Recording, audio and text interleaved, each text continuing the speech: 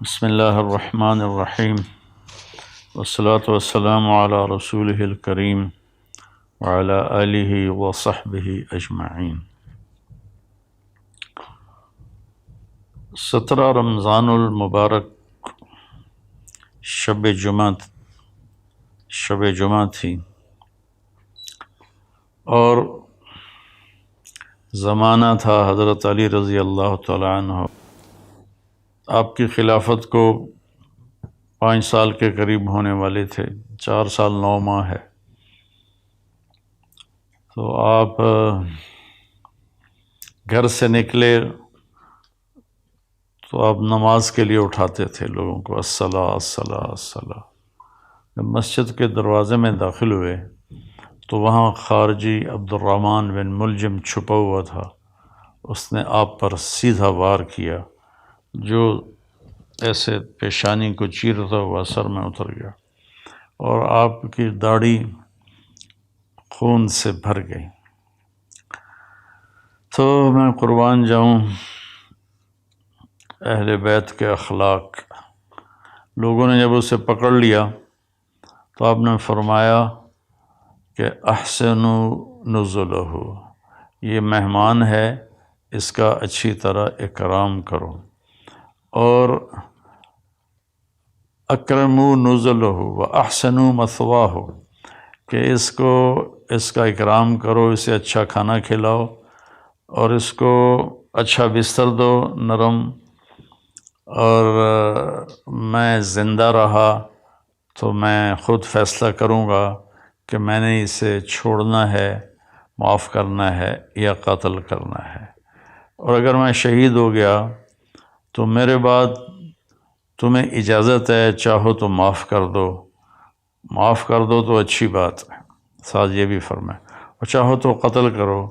پھر قتل اس طرح نہ کرنا کہ اس کے ناک کاٹو، کان کاٹو، زبان کاٹو، ہاتھ کاٹو، پاؤں۔ اقتلوہ قتلتی، جیسے اس نے مجھے قتل کیا، میرے سر پہ تلوار ماری، تم بھی ایک تلوار مار کے اس کا کام تمام کر دینا۔ یہ اس کے بارے میں وصیت ہو رہی ہے جو جان لے گیا۔ حضرت زینب رضی اللہ تعالیٰ عنہ علیہ السلام، ان کو اپنے والد کے علم سے فصاحت ملی، جو فصاحت میں ان کا کوئی ثانی نہیں ہے۔ جتنی کو مشہور خواتین سامنے آئی ہیں یا پڑھی ہیں، حضرت زینب رضی اللہ عنہ علیہ السلام جیسا کوئی خطابت میں نہیں تھا عورتوں میں۔ تو وہ روتی ہوئی آئیں تو وہ امیر المومنین، ہائے امیر المومنین، تو وہ کم بخت کہنے لگا میں نے امیر المومنین کو نہیں مارا، میں نے علی کو مارا ہے۔ پھر وہ تسلی کے لیے اپنے باپ کو تسلی دینے لگیں تو پھر وہ بولا جتنی مرضی تسلیاں دے لو یہ نہیں بچے گا، اس تلوار کو 1 مہینہ میں نے زہر میں ڈبو کے رکھا ہے، اس کا ایک ہی وار سارے جسم میں زہر کو پھیلا دیتا ہے۔ یہ سب کچھ سننے کے بعد حضرت علی فرماتے ہیں احسنوا نزلہ واکرموا مثواہ، کہ اس کی مہمان نوازی اچھی طرح کرو اور اس کی رہائش کے لیے اچھا انتظام کرو، اچھا بستر بچھاؤ۔ آپ اندازہ لگائیں کہ کہاں تک اخلاق پہنچے ہوئے ہیں۔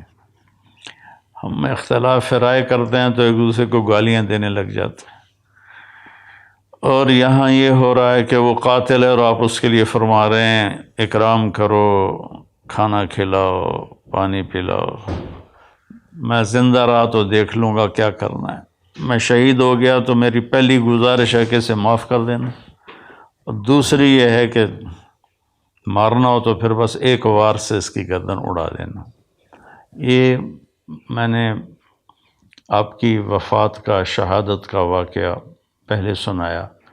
اب اس میں کچھ اختلاف ہے تاریخی، جو گلدستہ اہل بیت ہم نے اللہ کے فضل سے کوشش کر کے تیار کی، اس میں 17 رمضان جمعہ کی صبح آپ کو سر میں زخم لگا، اور 2 دن کے بعد یعنی ہفتہ اور اتوار آپ شدت زخم کتاب نہ لاتے ہوئے آپ نے اتوار کی رات کو جام شہادت نوش کیا، اور پھر پیر کے دن آپ کی تدفین ہوئی، اور آپ کا جنازہ حضرت امام حسن رضی اللہ تعالیٰ عنہ نے پڑھایا، اور آپ کو وہیں دار الامیر المومنین میں دفن کیا گیا۔ یہ تو مختصر آپ کی شہادت کا قصہ ہے۔ یہ سازش کیسے بنی؟ جنگ نہروان ہوئی خارجیوں کے ساتھ آپ کی، تو 3 خارجی، ایک یہ عبد الرحمن بن عوف، ایک مبرک بن عبداللہ التمیمی، اور ایک عامر بن بکر التمیمی، یہ 3 اکٹھے ہوئے کہ نہروان میں جو ہمارے ساتھی قتل ہوئے ان کے بعد تو زندگی کا کوئی مزہ ہی نہیں ہے، اور یہ سارا فساد جو پھیلا ہوا ہے کیوں نہ اس کا کوئی تدارک کریں۔ تو ایک نے ابن ملجم نے کہا میں علی کو قتل کروں گا، مبرک بن عبداللہ نے کہا میں معاویہ کو قتل کروں گا، اور عمر بن بکر نے کہا کہ میں عامر بن عاص کو قتل کروں گا، رضی اللہ تعالیٰ عنہم ورضوا عنہ۔ تو باقی 2 کی زندگی لکھی ہوئی تھی، ایک ہی رات سب نے طے کی تھی، 17 رمضان کی صبح۔ تو اس دن عمر بن عاص رضی اللہ تعالیٰ عنہ بیمار تھے، نماز پڑھانے نہیں آئے، تو ان کی جگہ جو آئے وہ مارے گئے، اور معاویہ رضی اللہ تعالیٰ عنہ پر اس نے وار کیا، تو آپ تھوڑا سا اپنی بیداری میں تھے، دائیں بائیں دیکھتے ہوئے، تو آپ نے اس کے وار کو خطا کر دیا، لیکن کمر مبارک پر تلوار کا زخم لگا، چونکہ تلوار زہر آلود، تینوں کی تلواریں زہر آلود تھیں، تو ان کو زخم تو بہت بڑا لگا، لیکن آہستہ آہستہ اللہ تعالیٰ نے ان کو شفا دے دی اور وہ محفوظ ہوئے۔ تو اس میں عبد الرحمن بن ملجم یہ ہے، یہ جب کوفے آیا تو کوفہ میں خارجی عورت دیکھی تو اس پہ یہ عاشق ہو گیا، اس سے کہا مجھ سے شادی کرو۔ اس نے کہا میری ایک شرط ہے کہ علی کو قتل کرو۔ وہ کہنے لگا میں تو آیا ہی اس کام سے ہوں، لیکن تو پہلے مجھ سے شادی کر لے۔ تو اس نے اس سے شادی کر لی، اور اس کے بعد وہ اپنی اسکیم بناتا رہا۔ حضرت علی رضی اللہ تعالیٰ عنہ کو ان کے ساتھیوں نے کہا یا رسول اللہ کہ یا امیر المومنین، عبد الرحمن بن ملجم آیا ہوا ہے کہ اس کی نیت اچھی نہیں لگتی، تو اجازت ہو تو ہم آپ کا پہرا دیں، آپ اس کو پکڑ لیں۔ آپ نے کہا پہرا تو آسمان والا دیتا ہے، حفاظت وہ کرتا ہے، اور اگر تم اسے پکڑ لو تو میں شہادت کیسے پاؤں گا؟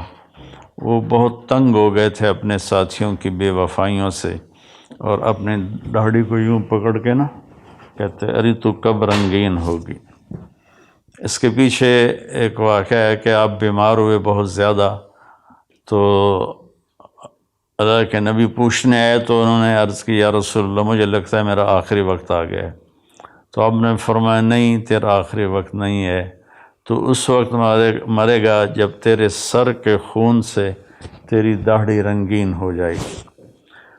تو ہوئی بھی ایسے، اس نے یہاں تلوار ماری جس نے ماتھے کو بھی پھاڑ دیا اور یہاں تک کھوپڑی کو بھی پھاڑ دیا، تو سارا خون آیا اور داڑھی پہ لگ گیا۔